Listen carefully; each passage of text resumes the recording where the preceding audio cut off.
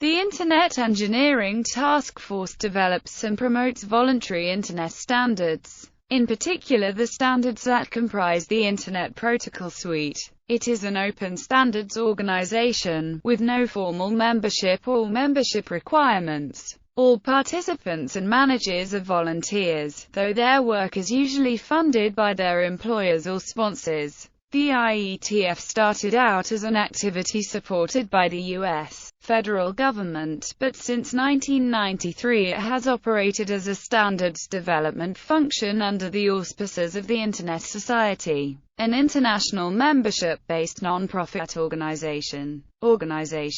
The Ietf is organized into a large number of working groups and informal discussion groups, each dealing with a specific topic, and operates in a bottom-up task creation mode, largely driven by these working groups. Each working group has an appointed chairperson, along with a charter that describes its focus, and what and when it is expected to produce. It is open to all who want to participate, and holds discussions on an open mailing list or at Ietf meetings, where the entry fee in July 2014 was USD $650 per person. Rough consensus is the primary basis for decision-making. There are no formal voting procedures. Because the majority of the Ietf's work is done via mailing lists, meeting attendance is not required for contributors. Each working group is intended to complete work on its topic and then disband. In some cases, the WG will instead have its charter updated to take on new tasks as appropriate. The working groups are organized into areas by subject matter.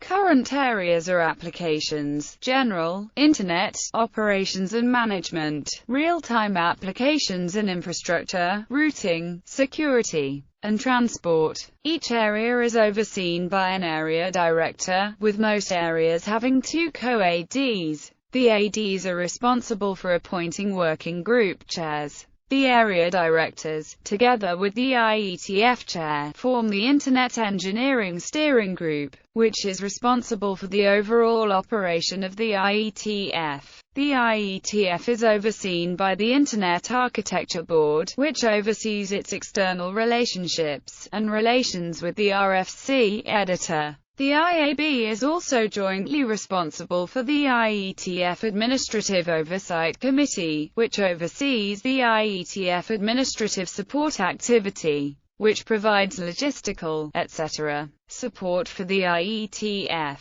The IAB also manages the Internet Research Task Force, with which the Ietf has a number of cross-group relations. A nominating committee of 10 randomly chosen volunteers who participate regularly at meetings is vested with the power to appoint, reappoint, and remove members of the IESG, IAB, IASA, and the IAOC. To date, no one has been removed by a non-com, although several people have resigned their positions, requiring replacements. In 1993 the Ietf changed from an activity supported by the U.S., because the Ietf itself does not have members, nor is it an organization per se. The Internet Society provides the financial and legal framework for the activities of the Ietf and its sister bodies. Ietf activities are funded by meeting fees, meeting sponsors and by the Internet Society via its organizational membership and the proceeds of the Public Interest Registry. In December 2005 the Ietf Trust was established to manage the copyrighted materials produced by the Ietf.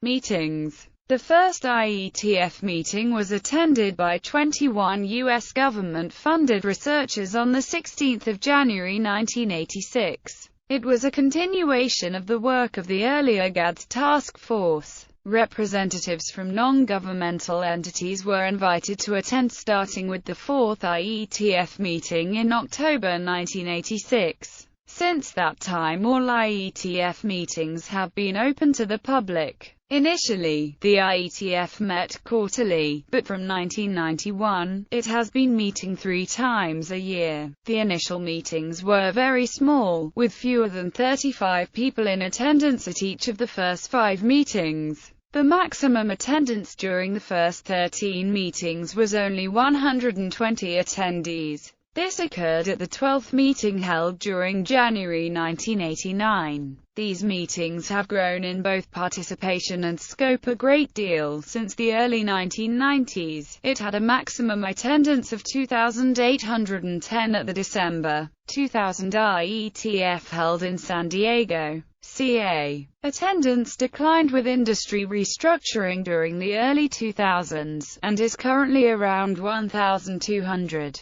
The location for Ietf meetings vary greatly. A list of past and future meeting locations can be found on the Ietf meetings page. The Ietf strives to hold its meetings near where most of the Ietf volunteers are located. For many years, the goal was 3 meetings a year, with 2 in North America and 1 in either Europe or Asia, alternating between them every other year. The current goal is to hold 3 meetings in North America, 2 in Europe and 1 in Asia during a 2-year period. However, corporate sponsorship of the meetings is also an important factor, and the schedule has been modified from time to time in order to decrease operational costs. Operations. The details of Ietf operations have changed considerably as the organization has grown, but the basic mechanism remains: publication of proposed specifications, development based on the proposals, review and independent testing by participants, and republication as a revised proposal, a draft proposal, or eventually as an Internet standard.